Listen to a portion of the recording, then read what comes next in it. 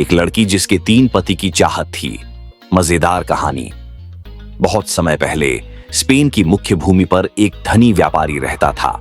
उसकी एक बेटी थी जो न केवल बेहद बुद्धिमान थी बल्कि इतनी दृढ़ निश्चयी कि कोई भी उसका फैसला बदल नहीं सकता था। व्यापारी ने अपनी बेटी के लिए 3 योग्य वर चुने थे जो सभी उसे प्रभावित करने आए थे। इन तीनों युवकों को व्यापारी का आशीर्वाद प्राप्त था, लेकिन अंतिम निर्णय बेटी का ही होना था। जब बेटी से पूछा गया कि वह किसे चुनती है तो उसने मुस्कुराते हुए कहा, मैं तीनों को चुनती हूं। व्यापारी हैरान रह गया। नहीं नहीं बेटी, तुम्हें सिर्फ एक को चुनना है। विवाह एक ही व्यक्ति से होता है। लेकिन बेटी अपनी जिद पर अड़ी रही। वह बोली, पिताजी, ये तीनों ही इतने अद्भुत हैं कि मैं किसी एक को छोड़ नहीं सकती। मैं तीनों से शादी करूंगी। पिता ने कितनी ही समझाइश की, कितने ही तर्क दिए, लेकिन बेटी टस से मस न हुई। आखिरकार हार मानकर व्यापारी ने तीनों दामाद उम्मीदवारों के सामने एक चुनौती रखी। देखो युवकों, व्यापारी ने गंभीर स्वर में कहा, मेरी बेटी तीनों से शादी करना चाहती है, लेकिन मैं यह नहीं होने दूंगा। इसीलिए मैं तुम तीनों को एक मिशन पर भेजता हूं। जाओ और दुनिया घूमो। सबसे दुर्लभ, सबसे अनमोल और सबसे कीमती वस्तु ढूंढ कर लाओ। जो सबसे बेहतरीन उपहार लाएगा वही मेरी बेटी का हाथ थामेगा। तीनों युवक दबाव में आ गए, लेकिन उन्होंने चुनौती स्वीकार की। वे तुरंत अपनी अपनी यात्राओं पर निकल पड़े। महीनों बीत गए। रेगिस्तान की तपती रेत से लेकर समुद्र की गहराइयों तक, जंगलों की घनी छांव से लेकर पहाड़ों की ऊंचाइयों तक वे हर जगह भटके।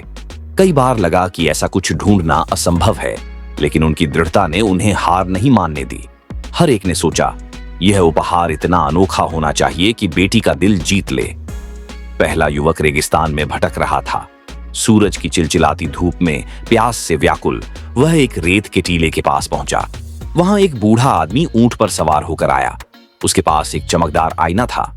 बूढ़े ने पूछा, युवक, क्या तुम यह आईना खरीदोगे? पहला युवक हंस पड़ा। रेगिस्तान में आईना? क्या मजाक है, इससे क्या फायदा? बूढ़ा मुस्कुराया और बोला, यह साधारण आईना नहीं है बेटा, इसमें जादू है। तुम इसमें किसी को भी देख सकते हो, चाहे वह तुम्हारा प्रियजन हो या कोई अनजान व्यक्ति।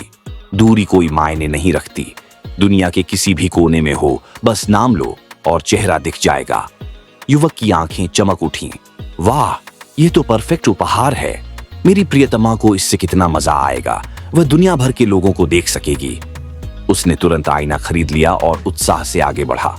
दूसरा युवक एक पुरानी सुनसान गली में पहुंचा। वहां वही बूढ़ा आदमी मिला जो एक छोटी सी शीशी में तेल बेच रहा था। युवक ने पूछा, यह तेल क्या करेगा? मुझे तो कोई कीमती चीज चाहिए। बूढ़े ने रहस्यमयी अंदाज में कहा, यह तेल साधारण नहीं है, इसमें जीवन लौटाने की शक्ति है। मुर्दों को जिंदा कर देता है। ठीक उसी वक्त गली से एक अंतिम यात्रा गुजरी। शव यात्रा में एक ताबूत था जिसमें एक सूट पहने हुए एक मृत व्यक्ति लेटा था। बूढ़े ने शीशी से एक बूंद तेल उसकी जीभ पर टपकाई। सबकी आंखें फटी की फटी रह गईं। मृत व्यक्ति ने आंखें खोली, उठ बैठा और चल पड़ा जैसे कुछ हुआ ही न हो। युवक अवाक रह गया। यह तो चमत्कार है। मेरी प्रियतमा को इससे कितनी खुशी मिलेगी। कभी कोई दुख नहीं होगा। उसने झट से तेल की शीशी खरीद ली और वापस लौटने की तैयारी करने लगा। तीसरा युवक समुद्र के किनारे घूम रहा था। वहां एक छोटी सी नाव खड़ी थी जिसमें कुछ यात्री सवार थे। नाव से उतरकर वही बूढ़ा आदमी आया और बोला, ये नाव खरीद लो युवक ने सोचा, नाव? इतनी साधारण चीज। लेकिन बूढ़े ने जल्दी से समझाया, यह जादुई नाव है। इसमें सवार होकर तुम दुनिया के किसी भी कोने में मिनटों में पहुंच सकते हो। समय की कोई बाधा नहीं। यात्रियों ने पुष्टि की, हाँ, हमने तो अभी अभी दूर देश से आकर यहाँ उतरे हैं। युवक ने सोचा, वाह, यह उपहार तो रोमांच से भरा है। मेरी प्रियतमा के साथ दुनिया घूमना कितना आसान हो जाएगा। उसने नाव खरीद ली और खुशी खुशी वापस चल पड़ा। कुछ दिनों बाद तीनों युवक एक जगह मिले। उन्होंने अपने अपने उपहारों का प्रदर्शन किया। पहला युवक बोला, चलो इस आईने में अपनी प्रियतमा को देखते हैं। लेकिन जैसे ही उन्होंने देखा, सबके होश उड़ गए। आईने में बेटी ताबूत में मृत पड़ी हुई दिख रही थी। ओह नहीं, वह मर गई है, जल्दी से दफनाई जाएगी। पहला युवक चिल्लाया। दूसरा युवक मुस्कुराया, चिंता मत करो, मेरे पास जीवन का तेल है। एक बूंद से वह जीवित हो जाएगी। तीसरा युवक बोला, और मेरी नाव हमें मिनटों में स्पेन पहुंचा देगी। चलो योजना बनाते हैं। वे तुरंत नाव पर सवार हुए। जादुई नाव हवाओं की तरह उड़ी और पलक झपकते ही स्पेन पहुंच गई। वहां पहुंचकर उन्होंने देखा बेटी का शव यात्रा निकल रही थी।